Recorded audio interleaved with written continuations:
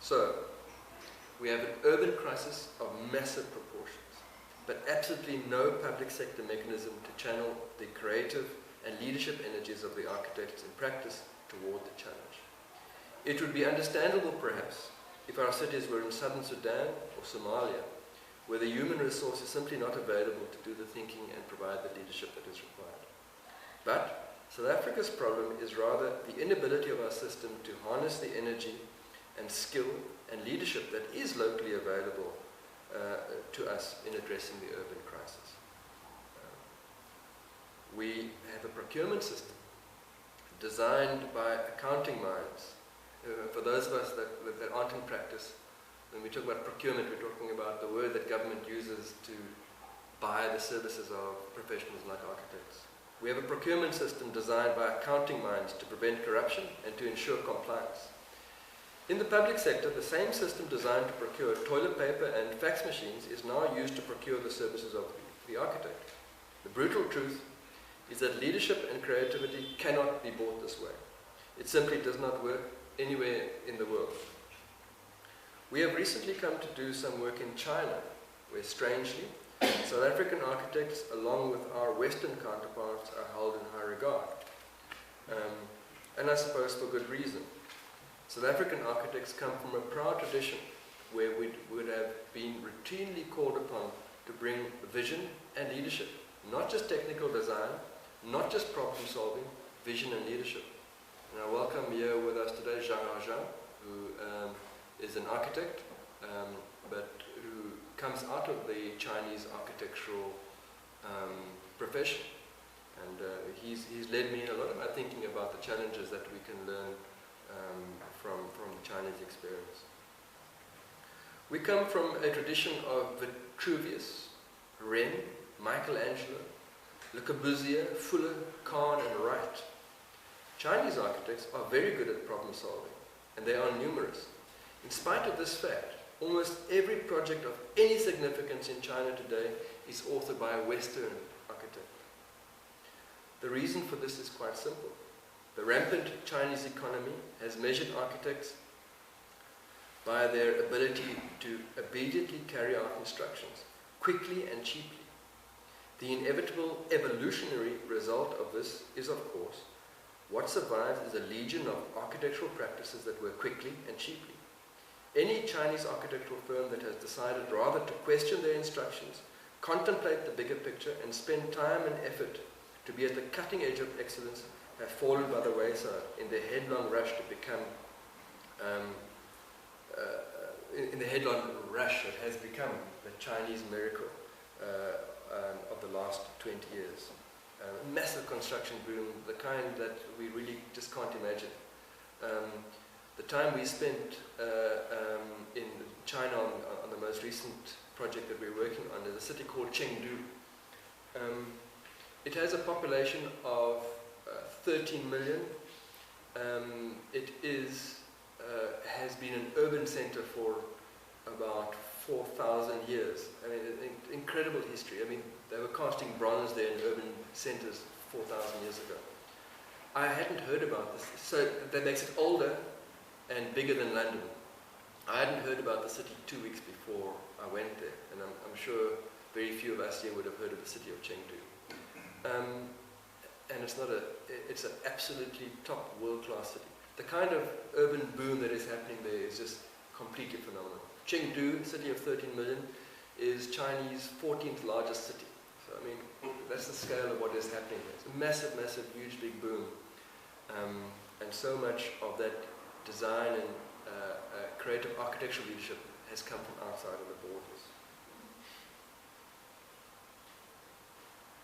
But now that Chinese public and private sector developers are cultivating an appetite for world-class urban environments, they turn around to the profession that they have systematically devastated and realize that their own architects are simply not able to develop and provide the required leadership and the required vision.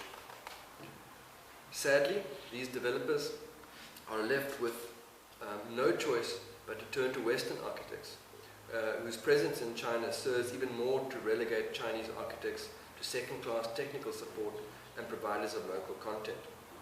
In fact, when I was there, through Zhang Hao's efforts, I managed to present a paper to the School of Architecture of the Sichuan State University.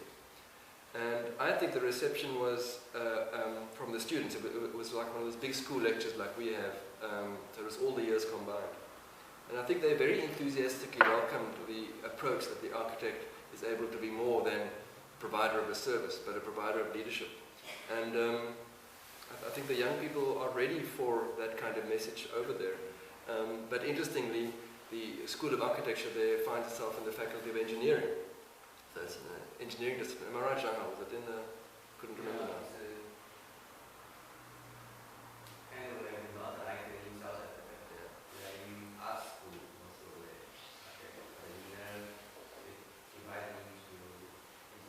Engineering more.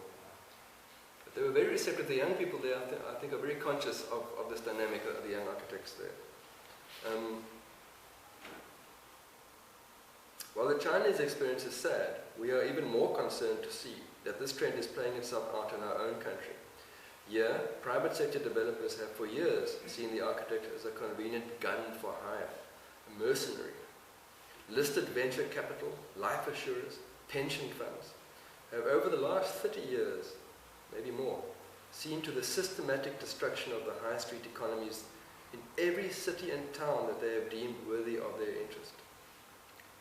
From Klerksdorp to Kimberley, from Port Alfred to Port Shepstone, architects working at risk are enlisted to prepare scheme after scheme on cheap land on the urban periphery. Once inside the system, the architect is compelled to persevere until one of these schemes manages to jump all the requisite hurdles, allowing him exhausted to claim a significantly reduced fee from the cost-cutting developer. The concentration of money in the hands of so few large private sector developers makes the comparatively disorganized architectural profession an easy target for saving a few thousand rands. Architects are, of course, not the cause of the destruction of South Africa's vibrant, complex, integrated high street heritage, but we have been willing mercenaries, and we do have blood on our hands. So too, the maddening townhouse developments that have become the blight of our middle-class suburbs, where architects play lapdog to a system that allows us to build what we know to our cores is the poorest of possible urban environments. The crisis our profession finds itself in today is not something that started this year. It is not something that comes out of a recently scribed government tender set of rules. Rather, it is a global challenge that comes out of the 1980s Thatcherite view that unfettered free market must determine the value of absolutely everything. Every commodity, every service, every tradable item. This view became dominant among the yuppie classes, who became suspicious of guild-type economies like those that regulated the Royal Institute of British Architects and of course, the South African cousin. Became suspicious of these. How can you have a system that doesn't have at its basis providing the cheapest possible something? I mean, the South African Institute of Architects for years had a fair standoff with public and private sector. We'll do the best we can because we're honourable, and you'll pay us our fee because that's what it says in the tariff. There was actually nothing wrong with that system. It didn't break, it didn't fail, it wasn't corrupted in any way. But the yuppies were suspicious of this. They didn't like it because they didn't have a deal like that, or they stopped working. I don't know why. The Institute of Architects, as an organization of mutual benefit, had evolved its systems over hundreds of years, carrying with it a tradition of honor, where fair price was fixed, and an intricate system of peer pressure was put in place to ensure the delivery of architectural services was of the highest possible quality. For generations, similar guilds saw to the affairs of lawyers, doctors, tailors, and cobblers. The system worked very well, but the powerful class of Thatcherite bureaucrats and industry captains have been determined in their effort to wipe out this tradition and replace it with a dog-eat-dog, no honor, no pride, no quality, short-term cost-only system. The private sector started this vicious attack, and within no time, the governments of the world, in a desperate attempt to be progressive and to keep up with the times followed suit. As you can see, architectural practice is therefore severely constrained. Those of us that were looking toward the architect in practice to save the day are unfortunately going to become very disappointed and very disillusioned. So the potential role that architects can play in transforming our cities is possible, but we've got a massive yoke around our necks. We can see, by extension, similarly, how the architect as a teacher is constrained, in that regardless of the quality of design skills imparted to the young architect destined for practice, the structure is such that young architects value in being able to reimagine the city in all its component physical and spatial parts, and to rethink the space and form into something original, livable and beautiful, is lost when squeezed and squashed into the limiting box that has become private practice. While the large portion of young architects, products of architects in the guise of teachers, end up in practice, a fair portion of them will end up in the employ of public and private sector developers. Here, they will often be able to do good work acting as interpreters to architects in practice, working as friendly bureaucrats inside the system for the betterment of the built environment.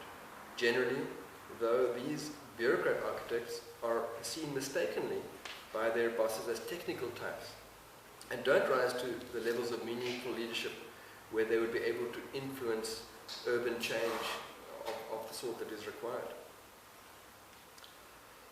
So, is the situation hopeless?